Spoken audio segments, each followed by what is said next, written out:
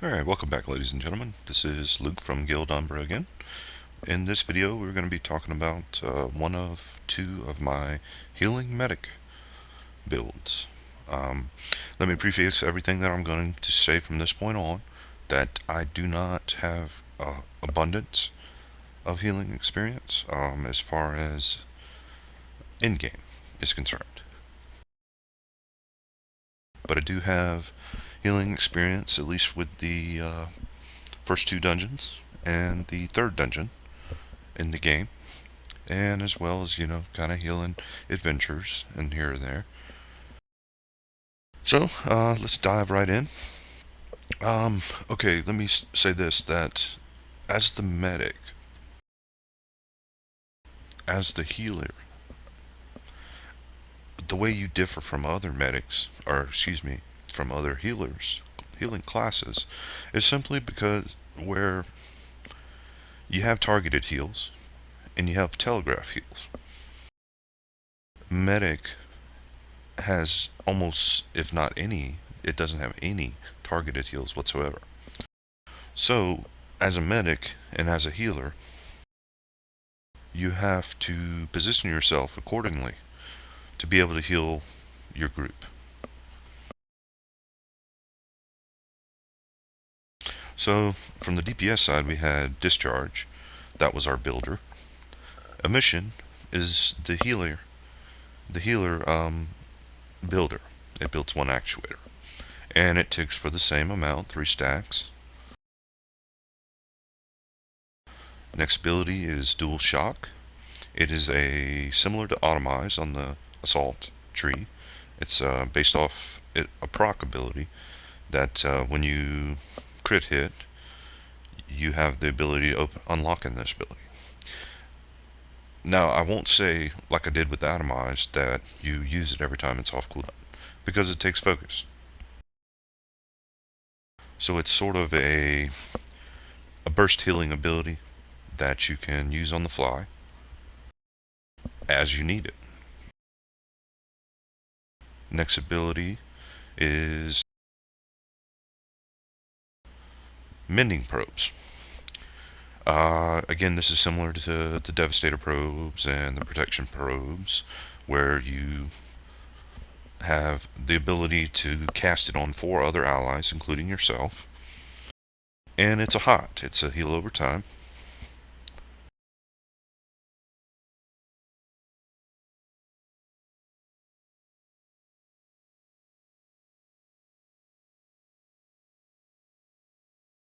So you use it and leave it. I will also say that there's an amp that we'll be talking about that we also talked about in one of our builds for the DPS side that allows you to renew this without using a global cooldown. Kind of a big deal. Flash, it's again, one of those healing abilities that it's like, oh my god, I need to pump out some serious healing quickly. It's a large telegraph compared to some of your other telegraphs. And it's quickly burst heals. It'll give you some burst heal. And there's the one downside to this ability, and it's also the same issue I kind of talked about with Dual Shock, was that they do cost focus, so you kind of have to be careful when you use that ability. Alright, this is the main consumer of our actuators. It's also the largest focus. However, it is a pretty cool spell. It's called Shield Surge. What it basically does is it heals a little bit of health and it restores a certain amount of shield. The one downside that I've seen to it is it has a somewhat narrow telegraph. So, it's kind of a positioning deal where, you gotta hope that your allies don't jump around or dodge around to get out of the ability, otherwise you just wasted some actuators and focus. So you can see, before we move on to utility, that a lot of the heals are all about positioning. It's all about positioning. As a healing medic. So let's move on to utility. Of course, put in Paralytic Scourge. I'm not going to spend too much time on this because we talked about it in previous videos. It's your only hard CC as a medic. So I hear this a lot, that when I was in groups, people will say, hey, you're a healer. You don't need to be worried about interrupts. I disagree. I think as a healer, it's your job to not only keep your allies alive, but support the group in any way possible. And you don't do that by just sitting there watching. So this is a good CC ability to allow you to get those moves, get those damage, and help your group move on quickly. Next ability is Protection Probes. This is an ability that in the past has not been worth getting. It's a ability that you have to unlock via amps and your amp trees in the utility tree before you can put it on your bar. But it's basically a mitigation spell. Probe increases all resistances by 17% for 10 seconds. It's kind of a big deal, especially if you know the fight is going to require some serious healing. This will mitigate it a little bit, the damage that your party takes, and allows you to not have to catch up heal. Because one of the issues medics do have is, or one of my experiences have been, I go out of mana because I'm trying so hard to top everybody off. And this helps a little bit with that, weakness, if you will, of the healing medic, which is burst damage. The last ability is Calm. Again, like I said in previous builds, you can switch this out based off the circumstances, group composition, fight mechanics, to several things. I mean, really. You got a root and magnetic lockdown. You've got urgency, which is like a blink forward, get out of telegraphs or get to your party member who is running away like an idiot while you're trying to heal them. Or antidote, take some debuffs off your allies.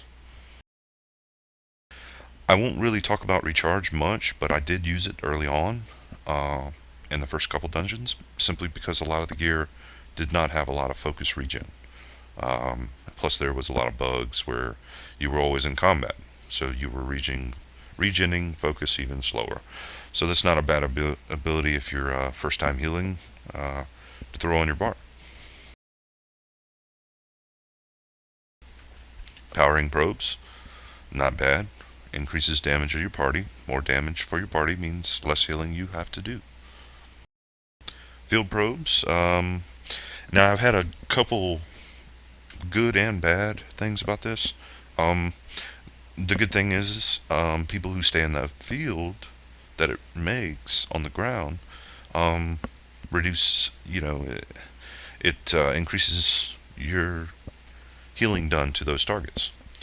But that's the downside of this ability too, unfortunately, is that it's because it's a field on the ground, and if your allies don't stay in it for whatever reason, they don't receive incoming healing. So it's just one of those things that it's fight based, situational. Now I want to talk about real quick why I didn't go into some of these healing abilities. First off, Crisis Wave, it's not a bad ability, it just doesn't synergize with what I currently have. I would have too many healing abilities, and I don't suggest as a healing medic to take Shield Surge and Crisis Wave, because you will be not only out of power cores quickly, but out of focus quickly. It will be in my next build though. Triage, it's not an ability that I think is worth the amount of focus you have to invest in it. It restores health and shield to yourself or an ally based on who has the lowest health. In other words, I can't think of the spell back in Wild Days, but there was a spell back in the Wild Days where it would target the lowest health member and heal them, which is good. But what if your lowest heart health group member isn't the tank, and you use this ability and it ends up being a DPS, and then your tank dies, which is a no-no. Then the ability doesn't really, in my opinion, I don't pick it for two reasons. One, because of the focus that you have to invest in it. Two, um, would be because it's not a reliable heal, in my opinion. Barrier. The reason I did not go into Barrier is, as you can see, it's 86 focus. Yes, it's an instant cast, or an oh crap button I call it. Restore shield and health every 2 seconds. Grants interrupt army. But the amount of focus that I would invest in this makes it not worth it. As a healing medic, you have a lot of issues with focus. So anything that you can take that doesn't cost a lot of focus is worthwhile. Rejuvenator. This is a on the ground targeted area heal. Pops this little thing on the ground, and when your ally needs healing, he backs up into it. I could see its uses, and certainly it could be argued that I could throw this into this build. My issue with this, though, is back in the day of WoW, they had something similar. And what it would do is you would place it on the ground and you had to click on it. It's like Healing Fountain or something that the priest had. This is, in my opinion, the same deal. Because what I ran into back then is the same issue as now. People don't run over it to receive the healing. Then they have to stay in that area to receive the ticks of healing that it gives you. So it's one of those things where I could see its use if communication was very clear in your groups. Unfortunately, for me, I didn't get into a lot of groups that were communicating properly. So I chose not to take it, and I still have problems taking it now. So if you can make use of it, go ahead. Extricate. It's also similar reason why I didn't take this to Rejuvenator. It requires communication. That's one reason why I don't take it. Basically what it does is it pulls two party members to you. Restores health. So the pros and cons of this ability. Okay, the pros it would be one, that you can pull your tank and that DPS guy that's face rolling keys instead of paying attention to the fight to you and get them out of the telegraph. They don't take damage. And I could see another reason, repositioning people who are running away from you, who have not necessarily thinking about what's in your best interest as a healer and how hard it is as a healer to heal as a medic. So I could see where this could have its uses. However, in this build, I don't choose to take it.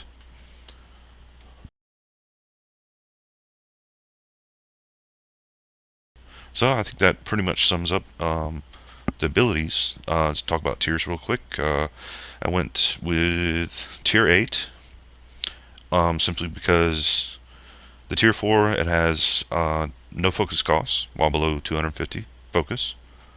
Kind of a big deal for a mission. Then the tier 8 is restore an additional certain percentage amount of health to an ally after landing a heal with all ticks. Mending probes. I took this ability because I took flash, basically. And it's the same concept of the Devastator probes. It's one of those things where, okay, I put it out early on in the fight, and it's ticking for, heals this time instead of damage. And when it gets close to the end of its period, I pop a flash. and it detonates this ability, and it also restores 50% of the probe's potential healing. So it's the same idea as the reason I took it in my DPS build. More healing when I need it. Flash Tier 4. Each tick of emission reduces the cooldown of Flash by I'm assuming 1 second. So, that's kind of a big deal to have. Since I did not take Triage to pop my mending probes, I take Flash. And so being able to reduce its cooldown from the emission, from using emission, is kind of a big deal. Have it up, I can heal some more as need be, and put out more burst healing as needed. Tier 8 shield, shield surge. First off, let's talk about the Tier 4. Increases shield mitigation by 25% for 8 seconds. Now, I don't really understand 100% what that means, so I don't want to dwell on it too long. But I'm assuming that the shield healing that you do with this as a Tier 4 would mitigate some of the damage a player takes by 25%. That's just my assumption. I don't have any forum post or actual information or experience on that matter right now. But I took the Tier 4 to get to the Tier 8, basically, which is it deals a certain amount of bonus damage to foes if you do not heal allies, and restores shield if you attack no foes. So basically, if my shield surge, for whatever reason, I miss hitting any of my allies with it, but it hits foes, it does more damage to them. Yeah, it's not bad. I'll take more damage. I don't like the fact that I'm using 2 actuators and focus to do that damage, but, and getting very little out of it. And then the second side of it is, if I don't hit any foes, but I hit my allies, then I restore more shield to those allies. Pretty doggone sweet. Alright, I don't think I tiered anything else over here up, because I spent all my points in the sport. So, that covers the abilities. Let's dive right into the imps. First off, in the support tree, I took focus recovery rate. It goes 0.1 per second. And that might not seem much, but it's something. Again, I guess you could, at later stages, if you chose to take these 3 points out, you would still have access to these other tiers. And you could plug them somewhere else. Maybe max shield. Maybe dash regeneration. Maybe CC resilience, since, that might be kind of a big deal. Because when you're CC'd, you're not healing. So, focus recovery, I took. Increased support power, I took. It's increases it by 2.5%. That's, if you take all 3 points, 7.5% of your current maximum. Focus cost, reduce focus cost of spells, yes please. That'll be 6% if I get that last point. I have 4% reduce cost of my focus on spells. Pretty nice.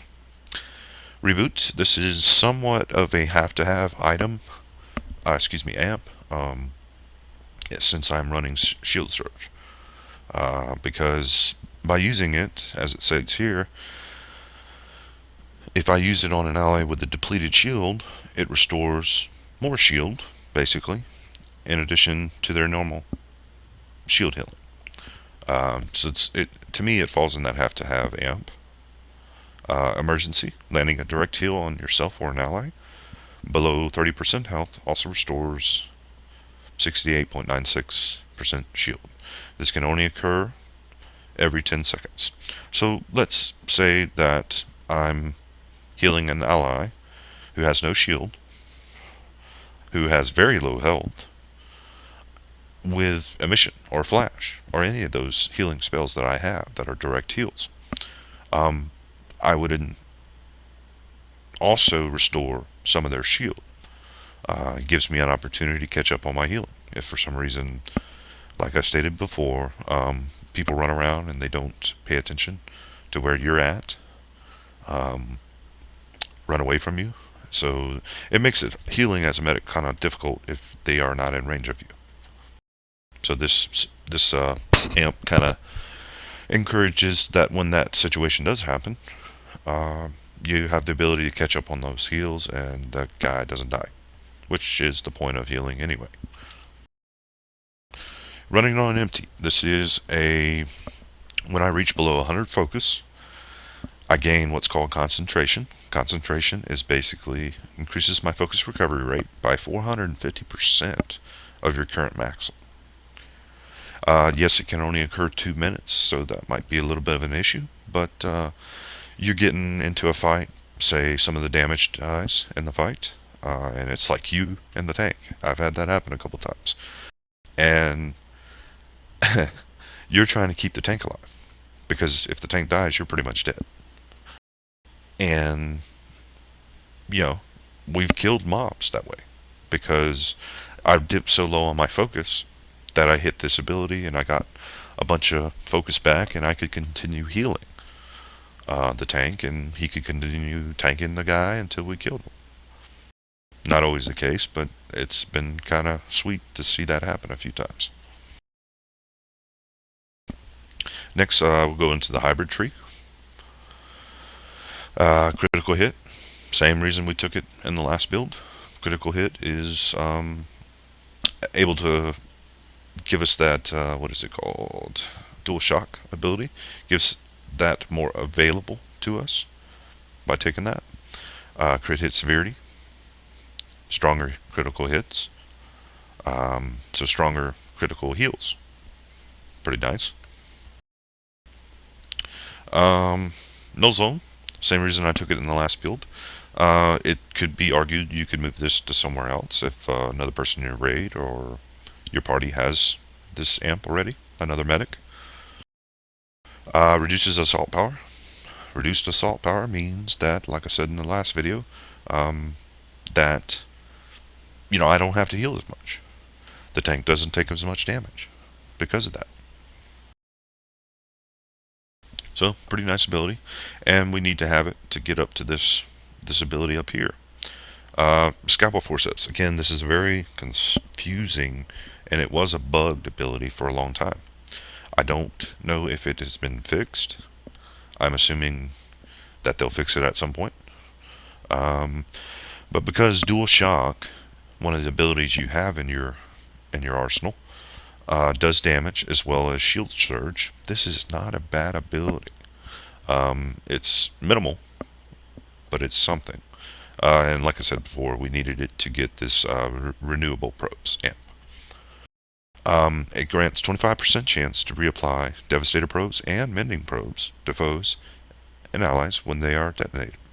So again, we use this for several reasons. One, I don't have to waste a global cooldown if this procs when I detonate it on my Mending probes. That's probably the chief reason. The other reason is keep that Mending probes rolling. There's very few HOTS in the game right now, healing over times, that you can say last that long. And to have an amp that gives you the chance to reapply it, again, why not? If you have it on your bars anyway, why not take it? Lastly, Utility Tree. Went through cooldown reduction. Pretty sweet. It's not much, but it all balances out in the long run. I used this ability because we are going to get protection probes. Basically, this amp grants 1 interrupt armor to everyone who has protection probes on them. So in other words, if you have a boss mechanic that stuns everybody in the party, if you have this up, that's 1 interrupt armor that he used his ability on, and your party can continue to move, can continue to get out of telegraphs, and continue doing their job, which is, protecting you and not dying. Quick dodge. Again, I'm not going to focus too much on this. Pretty awesome amp. You use your CC break, calm, and you get shield and 1 dash counter. Not bad. Not a bad one at all. And lastly, protection probes. This just, is for you to unlock that ability, so you can put it on your action set. And I think that pretty much covers it. Again, there's arguments you could be made that you could move some of these static amps that I have. Like, this really doesn't seem like a lot of focus recovery rate. So a lot of people will argue that you should put this maxed out first, reduce focus cost. That's kind of a big deal. Or possibly take shield capacity with those 3 points, or 2 points if I spend 1 here. And dash regen, or CC resilience. These are options. Again, WildStar is one of those games that I absolutely love right now, because of their ability to not allow cookie cutter builds. I know that's kind of what I'm doing here, but these are my opinions. These are not my, end-all builds that everyone should run, so everybody looks the same. No, that's not what WildStar's about. This is more about allowing the player to choose what they believe is the better abilities for that certain situation. So there's a lot of dynamic builds out there, and I'm okay with them as long as they do their job. You know what I mean? And I think that pretty much covers our first build. Again, appreciate everyone who watched, tuned in. Looking forward to getting into this game again. It'll be up tomorrow. I'll probably do some in-game stuff maybe and record it. But coming up next, we'll have our second build of the medic. It's more a standard build. This is more of a little bit of a variance, but it's a build that a lot of people have been using here lately, I've noticed, because of its ability to not use as much focus. So that's pretty sweet. So anyway, I will shut up and let you guys click on the next video, or whatever you need to do.